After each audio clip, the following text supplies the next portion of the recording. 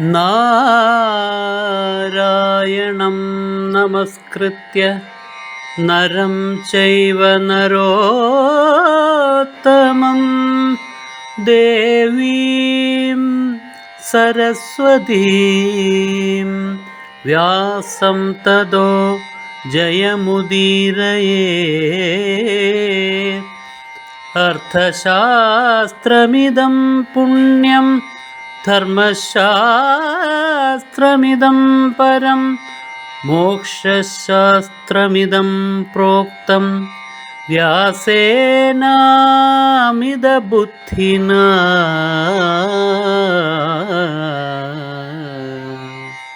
അഹിംസ, സത്യം, അക്രോധ, ത്യാഗം. ത്യാഗം എന്നുള്ളതായ ദൈവീ ബുദ്ധി, കർത്താവില്ലാത്ത കർമ്മം ചെയ്യുന്ന അവസ്ഥ, അത് വളരെ ഉയർന്നതായ ഒരു സ്ഥാനമാണ്. അത് ദൈവീ സമ്പത്താണ് എന്നറിയണം. പിന്നെയോ അടുത്തത് ശാന്തിയാണ്. മനസ്സിൻ്റെ അടക്കം, മനസ്സിൻ്റെ ഒതുക്കം. ജീവിതത്തിലെ പല പ്രകാരത്തിലുള്ളതായ സാഹചര്യം ഉണ്ടായിക്കൊണ്ടിരിക്കും. ഓരോരുത്തരുടെയും ജീവിതത്തിൽ മനസ്സിനെ ക്ഷോഭിപ്പിക്കുന്നതായ സാഹചര്യങ്ങൾ അപ്രതീക്ഷിതമായിട്ട് പടപടാന്ന് കടന്നു വരും. ആ അവസരത്തിൽ അതിൽ കുരുങ്ങി വീണു പോകുന്നവരാണ് സാധാരണ എല്ലാ മനുഷ്യരും. പക്ഷേ അവിടെ നിന്നുകൊണ്ട് ഉയരണം എന്ന് ഗീതാശാസ്ത്രം നമ്മെ പഠിപ്പിക്കുന്നു. അങ്ങനെ അതിൽ നിന്നിട്ട് ഉയർന്നു കഴിഞ്ഞാലോ ഏതൊക്കെ കോലാഹലങ്ങൾ സ്വജീവിതത്തിലേക്ക് കടന്നു വന്നു കഴിഞ്ഞാലും അതിനെയെല്ലാം ഭംഗിയായിട്ട് നേരിട്ടുകൊണ്ടിരിക്കും. ഞാൻ ചെയ്യുന്നു എന്നുള്ള വിചാരമില്ലാതെ ത്യാഗബുദ്ധിയോടുകൂടി കർത്താവില്ലാത്ത കർമ്മം ചെയ്യുന്ന, കർമ്മം നടക്കുന്ന ആ അവസ്ഥയിലെത്തി നിന്നുകൊണ്ട് ഭംഗിയായിട്ട് നിർവഹിച്ചുകൊണ്ടിരിക്കുന്ന സകല കർമ്മങ്ങളും. എന്നാൽ മനസ്സിൽ ഒരിളക്കവും ഉണ്ടാവില്ല. അതാണ് കർത്താവില്ലാത്ത കർമ്മമാണത്. കർമ്മങ്ങൾ ചെയ്യുന്നു, പക്ഷെ കർത്താവ് ഞാനല്ല. കർത്താവ് ഞാനല്ല എന്നുള്ള ഒരു വിചാരം പോലും ഇല്ല. അങ്ങനെ എപ്പോഴാണ് വിചാരിക്കേണ്ടി വരുന്നേ? ഞാനാണോ കർത്താവ് എന്നുള്ള സംശയമെങ്കിലും ഉള്ളപ്പോഴാണ്, വിദൂരമായെങ്കിലും ഉള്ളപ്പോഴാണ് ഞാനല്ല എന്ന് ചിന്തിക്കേണ്ടി വരുന്നത്. ആ ഒരു ചിന്ത പോലുമില്ലാതെ നിരന്തരം കർമ്മം ഇങ്ങനെ പ്രവഹിച്ചുകൊണ്ടിരിക്കുന്നു, ഗംഗ പോലെ. പക്ഷെ താൻ അതിലൊന്നിലും തൊടുന്നില്ല. നർമ്മദാ നദിയിൽ ധാരാളം ഉരുളൻകല്ലുകളുണ്ട്. അനേക കോടി വർഷങ്ങളായിട്ട് അത് കിടക്കുകയാണ്. എടുത്ത് അതിനെ പൊട്ടിച്ചു നോക്കണം, ഒരു തുള്ളി വെള്ളമെങ്കിലും അങ്ങോട്ട് കടന്നിട്ടുണ്ടോ എന്ന്. അതേപോലെ ആയിരിക്കും മനുഷ്യ മനസ്സ്. ഈ അവസ്ഥയിൽ എത്തിക്കഴിഞ്ഞാൽ കർമ്മകോലാഹലം നടന്നുകൊണ്ടേയിരിക്കും, പക്ഷേ അകത്തിതൊന്നും കടന്നു നിന്നിട്ടില്ല. സുരക്ഷിതമാണ്, നിശ്ചലമാണ്, മനസ്സ് ശാന്തമാണ്. ആ ശാന്താവസ്ഥ അത് ദൈവീ സമ്പത്താണ്. നേരത്തെ പറഞ്ഞ ദൈവീ സമ്പത്തിൻ്റെ ആ ധർമ്മങ്ങൾ നേടിയ ആളുകൾക്ക് മാത്രമേ മനസ്സിൻ്റെ ഈ പ്രശാന്തി ഉണ്ടാവുകയുള്ളൂ. ആ ശാന്തി എന്നുള്ളതായ ആ അവസ്ഥയെയും വ്യാസഭഗവാൻ അനേകം കഥാപാത്രങ്ങളിലൂടെയും കഥാസന്ദർഭങ്ങളിലൂടെയും നമുക്ക് മഹാഭാരതത്തിൽ നന്നായി കാണിച്ചു തന്നിട്ടുണ്ട്. അതിലൊരു സന്ദർഭം മാത്രം ഈ അവസരത്തിൽ എല്ലാവരുടെയും മുന്നിൽ കൊണ്ടുവരാൻ ആഗ്രഹിക്കുകയാണ്. മനുഷ്യ മനസ്സിനെ സമ്പൂർണമായിട്ടും കലുഷിതമാക്കാൻ വേണ്ടുന്ന സാഹചര്യങ്ങൾ എല്ലാം ഒരുങ്ങിയിരുന്നിട്ടും തികഞ്ഞ ശാന്തിയോടുകൂടി അതിനെ അഭിമുഖീകരിക്കുന്ന എന്ന് പറഞ്ഞതുപോലും ഭാഷയുടെയും നമ്മുടെ മനസ്സിൻ്റെയും അപൂർണത കൊണ്ടാണ്. അങ്ങനെയല്ലേ പറയാൻ പറ്റൂ. അങ്ങനെ ആ കോലാഹലങ്ങളെല്ലാം അഭിമുഖീകരിക്കുന്ന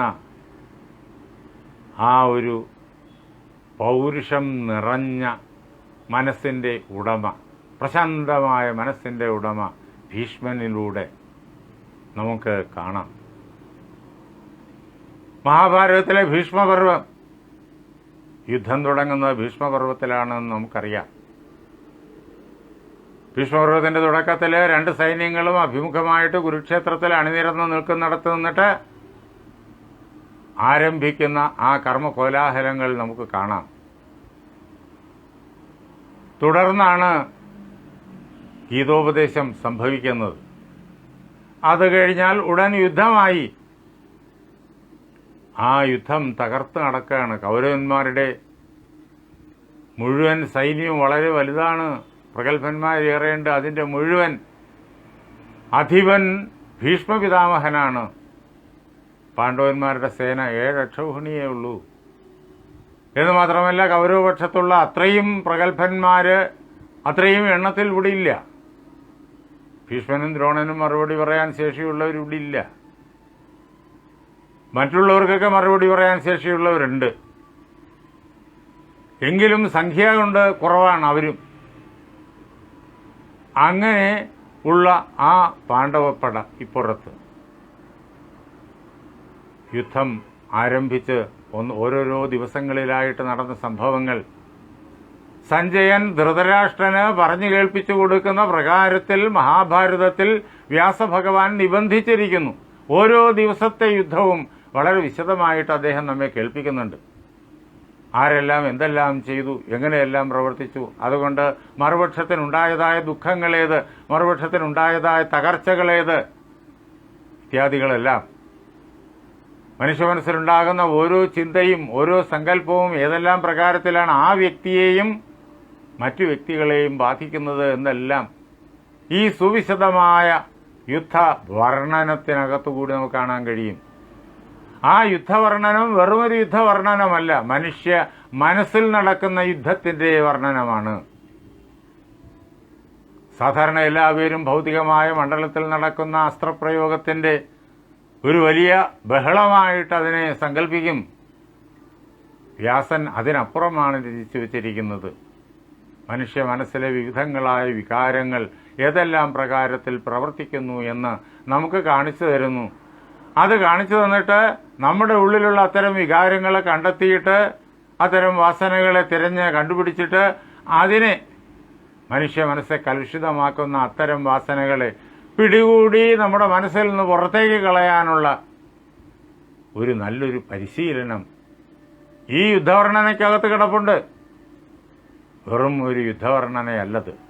അതാണ് ജീവിതത്തിന്റെ അനേകം അടുക്കുകളെക്കുറിച്ച് നേരത്തെ പറഞ്ഞിട്ടുണ്ട്. ഈ പ്രപഞ്ചത്തിനും അങ്ങനെയാണ്, അനേകം അടുക്കുകളുണ്ട്.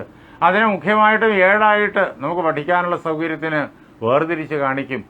പുരാണകർത്താക്കന്മാര് അതിനെ ഭൂലോകം, ഭൂർലോകം, സ്വർലോകം, മഹർലോകം, ജനലോകം, തപോലോകം, സത്യലോകം എന്നിങ്ങനെ വിശദമായി കേൾപ്പിക്കും. ശാസ്ത്രഗ്രന്ഥങ്ങളിൽ ഇത് മുഴുവൻ ശാസ്ത്ര സമ്പ്രദായത്തിൽ നമുക്ക് പറഞ്ഞു തന്നിട്ടുണ്ട്. ഭഗവത്ഗീതാദികളിൽ, ബ്രഹ്മസൂത്രാദികളിൽ ഇതെല്ലാം ആ പ്രകാരത്തിൽ പറഞ്ഞു തന്നിട്ടുണ്ട്. അങ്ങനെയുള്ളതായ ആ വിവിധ മണ്ഡലങ്ങളിൽ എന്തൊക്കെ സംഭവിക്കുന്നു, ഭൗതിക മണ്ഡലത്തിൽ നമ്മളുടെ ഓരോ ചിന്ത കൊണ്ടും ഓരോ പ്രവൃത്തി കൊണ്ടും നമ്മുടെ ഉള്ളിലെ ഈ മണ്ഡലങ്ങളിൽ എന്തൊക്കെ സംഭവിക്കുന്നു, എന്തെല്ലാം ബലങ്ങളുടെ ഏതെല്ലാം പ്രകാരത്തിലുള്ള സഞ്ചലനങ്ങളാണ് അവിടെ സംഭവിക്കുന്നത് ഇത്യാദികളെല്ലാം വ്യാസൻ കാണിച്ചു തരികയാണ്. ഇവിടെ നമ്മൾ ഈ സന്ദർഭത്തിൽ മനസ്സിനെ പ്രക്ഷുബ്ധമാക്കുന്ന ഒരു വലിയ മുഹൂർത്തത്തിൽ ഭീഷ്മൻ എങ്ങനെയാണ് തെല്ലും പ്രക്ഷുബ്ധനാകാതെ ശാന്തനായിട്ട് അതിൻ്റെ മുന്നിൽ നിൽക്കുന്നത് എന്ന് നമുക്ക് നേരിട്ട് കാണാം. യുദ്ധത്തിന്റെ 1-ാം ദിവസത്തെയും 2-ാം ദിവസത്തെയും കണക്കെടുത്തു കഴിഞ്ഞപ്പോഴേക്കും ദുര്യോധനാണ് കണക്കെടുത്തത്. 2 പക്ഷവും കണക്കെടുക്കുന്നുണ്ട്. ദുര്യോധനൻ വളരെ ഉത്കണ്ഠയോടുകൂടിയിട്ടാണ് കണക്കെടുക്കുന്നത്. കണക്കെടുത്തു കഴിഞ്ഞപ്പോഴേക്കും തനിക്ക് പരാജയമാണ് സംഭവിച്ചിരിക്കുന്നത്. ഏറ്റവും വലിയ പ്രഗത്ഭന്മാരെല്ലാം ഇവിടെ, എന്നിട്ടും തനിക്ക് പരാജയം, നഷ്ടങ്ങൾ. തൻ്റെ സഹോദരന്മാർ തന്നെ ഈ 2 ദിവസം കൊണ്ട് അനേകം പേര് നഷ്ടപ്പെട്ടു പോയി. അങ്ങനെ വന്നപ്പോഴേക്കും ദുര്യോധനൻ പിതാമഹനോട്, അദ്ദേഹമാണല്ലോ ഇതിൻ്റെ മുഴുവൻ അധിപൻ സൈന്യത്തിൻ്റെ, അദ്ദേഹത്തോട് പരാതി പറഞ്ഞു, ശക്തമായി പരാതി പറഞ്ഞു. അങ്ങ് വിചാരിച്ചാൽ നടക്കാത്ത കാര്യമാണോ ഇത്?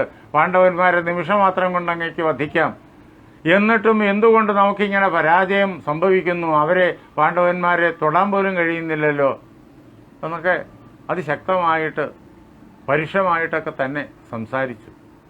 ഭീഷ്മൻ പറഞ്ഞു, നല്ലത് അവരുമായിട്ട് രഞ്ജിപ്പിൽ ഏർപ്പെടുകയാണ്. എപ്പോഴും ശാന്തതയിൽ നിന്ന് വരുന്ന വാക്കുകളും അതേപോലെ തന്നെ ഉപദേശങ്ങളുമാണ് അദ്ദേഹത്തിൽ നിന്ന് പുറപ്പെടുക. അവരുമായിട്ട് രഞ്ജിപ്പാണ് വേണ്ടത്. അവർ നിന്റെ സഹോദരന്മാരാണ്. നിങ്ങൾ സഹോദരന്മാരായിട്ട് പരസ്പരം സഹായിച്ച് ഒരുമിച്ച് കഴിയണം. അവരെ തോൽപ്പിച്ചിട്ട് രാജ്യം മുഴുവൻ പിടിച്ചെടുക്കാമെന്നുള്ളതായ വിചാരം വ്യാമോഹമാണ്. അർജുനനും ഭീമനും കൂടി പാണ്ഡവപക്ഷത്തെ വിജയത്തിലേക്ക് നയിക്കും. അതിനുള്ള ശേഷി അവർക്കുണ്ട്. കൃഷ്ണൻ തെളിക്കുന്നതായ തേരിൽ അർജുനൻ ഇരിക്കുമ്പോൾ അർജുനനും കൃഷ്ണനും കൂടി തേരോടിച്ച് കൗരവപ്പടയ്ക്കുള്ളിലേക്ക് പാഞ്ഞു കയറുമ്പോൾ ആര് വിചാരിച്ചാലും അവരെ തകർക്കാൻ പറ്റൂല. ഞാൻ വിചാരിച്ചാൽ പോലും അർജുനനെയും കൃഷ്ണനെയും തോൽപ്പിക്കാൻ സാധ്യമല്ല. പിന്നെ എങ്ങനെയാണ് പാണ്ഡവരെ ജയിക്കുക? ഇതെല്ലാം പറഞ്ഞു കേൾപ്പിച്ചു. എങ്കിലും നിനക്ക് അത്ര നിർബന്ധമാണെങ്കിൽ നാളെ 3-ാം ദിവസം ഞാൻ കാണിച്ചു തരാം. എനിക്ക് എന്തുമാത്രം സാധിക്കുമെന്നുള്ളത് നിനക്ക് നേരിട്ടറിയാം. അതുവരെ മാത്രമേ സാധിക്കുള്ളൂ. ആ സംഭവം ഇതിനു മുമ്പ് ഒരവസരത്തിൽ ഇതേപോലെ ഗീതാഭാരതത്തിനകത്ത് കേൾപ്പിച്ചിട്ടുണ്ട്. 3-ാം ദിവസം ഭീഷ്മൻ അഗ്നി പോലെ പടർന്നു കയറിയതും പാണ്ഡവപ്പടയെ മുഴുവൻ തകർത്തെറിഞ്ഞതും കൃഷ്ണൻ വളരെ ദൂരെ വെച്ച് തന്നെ അർജുനനോട് പറഞ്ഞു, അർജുന, ഇപ്പോൾ നീ മുത്തച്ഛനെ തടഞ്ഞ് അദ്ദേഹത്തെ തോൽപ്പിക്കണം. ഇല്ല എന്നുണ്ടെങ്കിൽ ഇന്ന് തന്നെ ഈ യുദ്ധത്തെ അദ്ദേഹം ഒരു തീരുമാനത്തിലെത്തിക്കും. അദ്ദേഹം മുത്തച്ഛനാണ് എന്ന് കരുതിയിട്ട് നീ ദുർബലനാകരുത്. ശത്രുവാണ് മുന്നിൽ നിൽക്കുന്നത്. പടക്കളത്തിൽ എതിരെ വന്നു കഴിഞ്ഞാൽ അത് ശത്രു തന്നെയാണ്. അദ്ദേഹത്തെ സംഹരിക്കണം നീ എന്ന് പറഞ്ഞ് കൃഷ്ണൻ കൂട്ടിക്കൊണ്ടുപോയി. പക്ഷേ അർജുനൻ അല്പം കഴിഞ്ഞപ്പോഴേക്കും പിതാമഹന്റെ ശരീരത്തിൽ നിന്നിട്ട് രക്തം വാർന്നൊഴുകുന്നത് കണ്ടപ്പോഴേക്കും അർജുനൻ തളർന്നു. ഭീഷ്മൻ അർജുനനെ വധിക്കും എന്നുള്ള അവസ്ഥയായി. ഭീഷ്മൻ യാതൊരു നോട്ടവുമില്ല. അദ്ദേഹം എന്ത് ചെയ്യും? യുദ്ധത്തിനിറങ്ങിയാൽ അദ്ദേഹത്തിന് യുദ്ധം തന്നെയാണ്. പക്ഷേ ഭീഷ്മൻ അറിയാം, അർജുനനെ താൻ വധിക്കുമെന്നുള്ള ഘട്ടം വന്നാൽ ഭഗവാൻ ആയുധമെടുക്കുമെന്ന്. അർജുനനെ കൊല്ലാൻ പറ്റൂല. ഇതാണ് തലേന്ന് ദുര്യോധനോട് പറഞ്ഞത്. എനിക്കെന്തുമാത്രം സാധിക്കുമെന്നുള്ളത് നീ നാളെ കണ്ടുകൊള്ളുക. അങ്ങനെ അർജുനൻ കൊല്ലപ്പെടും എന്നുള്ള ഘട്ടം വന്നപ്പോഴേക്കും ഭഗവാൻ ചക്രവുമെടുത്ത് ഭീഷ്മന്റെ നേരെ ചാടി. ആ അവസരത്തിൽ ആ മോഹാലസ്യത്തിൽ നിന്ന് ഉണർന്ന അർജുനൻ ഓടി പിന്നാലെ ചെന്ന് കൃഷ്ണനെ തടഞ്ഞു നിർത്തി, കാലിൽ പിടിച്ചു നിർത്തി അദ്ദേഹത്തോട് യാചിച്ചു, അങ്ങ് പണ്ട് ചെയ്തതായ ആ പ്രതിജ്ഞ ലംഘിച്ചുകൊണ്ട് ആയുധമെടുക്കരുത്. അങ്ങയുടെ സാന്നിധ്യത്താൽ, അങ്ങയുടെ അനുഗ്രഹത്താൽ ഞാൻ തന്നെ ഭീഷ്മനെ നിഗ്രഹിച്ചുകൊള്ളാം എന്നൊക്കെ. അങ്ങനെ അദ്ദേഹത്തെ തിരിച്ചു കൊണ്ടുപോയി. ഇതേ സംഭവം 9-ാം ദിവസവും ആവർത്തിച്ചു. 8-ാം ദിവസം ആയിക്കഴിഞ്ഞപ്പോഴേക്കും അന്ന് രാത്രി മുഴുവൻ കണക്കുകളും തനിക്ക് വിപരീതമാണ് എന്ന് ദുഃഖത്തോടുകൂടി ഓർക്കുന്ന ദുര്യോധനൻ വീണ്ടും ഭീഷ്മന്റെ മുന്നിൽ ചെന്ന് വലിയ ബഹളമുണ്ടാക്കി. ഭീഷ്മൻ പറഞ്ഞു, നാളെ ഞാൻ എന്നെക്കൊണ്ട് ചെയ്യാവുന്നത് മുഴുവൻ ചെയ്യും. പാണ്ഡവസേനയെ ഞാൻ ഭസ്മീകരിക്കും. എത്രത്തോളം പറ്റും എന്ന് നീ കണ്ടുകൊള്ളുക. അന്നും ഇത് തന്നെ സംഭവിച്ചു. അർജുനനെയും കൊണ്ട് കൃഷ്ണൻ ഭീഷ്മന്റെ മുന്നിലെത്തി. അല്പനേരം കഴിഞ്ഞപ്പോഴേക്കും അർജുനൻ മുത്തച്ഛൻ എന്നുള്ള ചിന്തയാൽ തളർന്നു. നിവൃത്തിയില്ലാതെ വന്നപ്പോഴേക്കും കൃഷ്ണൻ പലതവണ ഉപദേശിച്ചു. എന്നിട്ടും നിവൃത്തിയില്ലാതെ വന്നപ്പോഴേക്കും ഭഗവാൻ അപ്പോഴും ചക്രവുമെടുത്ത് ഭീഷ്മന്റെ നേരെ ചാടി. ഇല്ലെങ്കിൽ അപകടമാണ്. അങ്ങനെ ചക്രവുമെടുത്ത് ഭീഷ്മന്റെ നേരെ ചാടുമ്പോഴേക്കും നിൽക്കണം, ഇതിൽ പരം വിപൽക്കരമായ സന്ദർഭം കൃഷ്ണന്റെ എതിർപക്ഷത്ത് നിൽക്കുന്ന ഭീഷ്മന്റെ ജീവിതത്തിൽ വേറെ എന്തുണ്ടാകാൻ?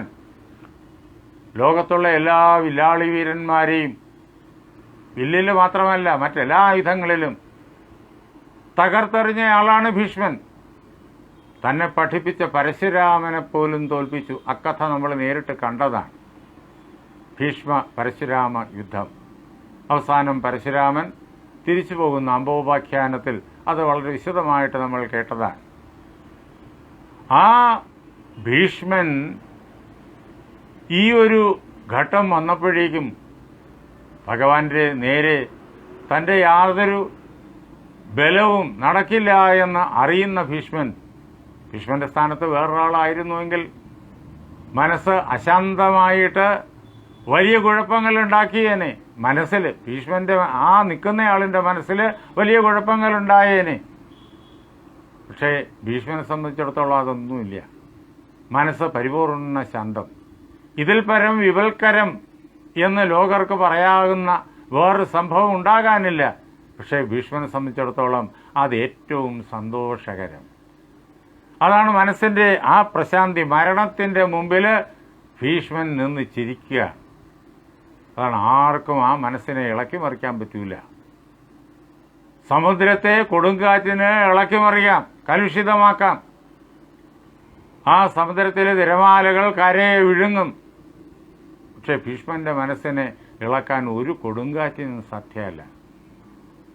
ചക്രവുമെടുത്ത് പാഞ്ഞു വരുന്ന കൃഷ്ണനോട് ഭീഷ്മൻ പറയുന്ന വാക്യം നാം നോക്കണം. ഇതാണ് ശാന്തി എന്നുള്ള മാനസികാവസ്ഥ. മനസ്സിൻ്റെ തികഞ്ഞ പ്രശാന്തത, നിശ്ചലാവസ്ഥ. അത് നമുക്കിവിടെ കാണാം. തമാപതന്തം സംപ്രേക്ഷ്യ പുണ്ടരീകാക്ഷമാഹവേ. പുണ്ടരീകാക്ഷൻ താമരപ്പൂവിൻ്റെ, വെള്ളത്താമരപ്പൂവിൻ്റെ ഇതളിൻ്റെ ആകൃതിയുള്ള കണ്ണുകളോടുകൂടിയവൻ. അവൻ തൻ്റെ നേരെ ഇങ്ങനെ ചക്രവും എടുത്തുകൊണ്ട് തന്നെ ഹിംസിക്കാൻ വേണ്ടിയിട്ട് പാഞ്ഞു വരുന്നത് കണ്ടിട്ട് ഭീഷ്മൻ എന്ത് ചെയ്തു എന്ന് പറയാണ്. ഇവിടെ ഭഗവാൻ വേദവ്യാസൻ പുണ്ടരീകാക്ഷനെന്നാണ് കൃഷ്ണനെ പറഞ്ഞിരിക്കുന്നത്. കാരണം വരുന്ന ആ കൃഷ്ണൻ ആരാണ് എന്ന് ഭീഷ്മൻ അറിയാം. അക്കാര്യം നമ്മെ ബോധ്യപ്പെടുത്താൻ വേണ്ടിയിട്ടാണ് പുണ്ടരീകാക്ഷൻ എന്ന് പറഞ്ഞത്. വെള്ളത്താമരപ്പൂവിൻ്റെ ഇതളിൻ്റെ ആകൃതിയോടുകൂടിയ കണ്ണ് മഹാവിഷ്ണുവിന് മാത്രമേ ഉള്ളൂ, വേറെ ആർക്കുമില്ല. ആ മഹാവിഷ്ണുവാണ് ദേവകീനന്ദനായിട്ട് ഇപ്പോൾ കൺമുന്നിൽ കാണപ്പെടുന്നത്. അത് അറിഞ്ഞുകൊണ്ട് നിൽക്കുന്നവനാണ് ഈ ഭീഷ്മൻ. അത് സൂചിപ്പിക്കാനായിട്ട് കൃഷ്ണൻ എന്ന പദത്തിൻ്റെ സ്ഥാനത്ത് പുണ്ടരീകാക്ഷൻ എന്ന് തന്നെ പ്രയോഗിച്ചു. അദ്ദേഹം ഇങ്ങനെ പാഞ്ഞു വരുന്ന കണ്ടപ്പോഴേക്കും ഭീഷ്മൻ എങ്ങനെ പ്രതികരിച്ചു? അസംഭ്രമം രണേ ഭീഷ്മോ. ഭീഷ്മൻ എന്ത് ചെയ്തു? അസംഭ്രമം, സംഭ്രമം യാതൊന്നുമില്ലാതെ.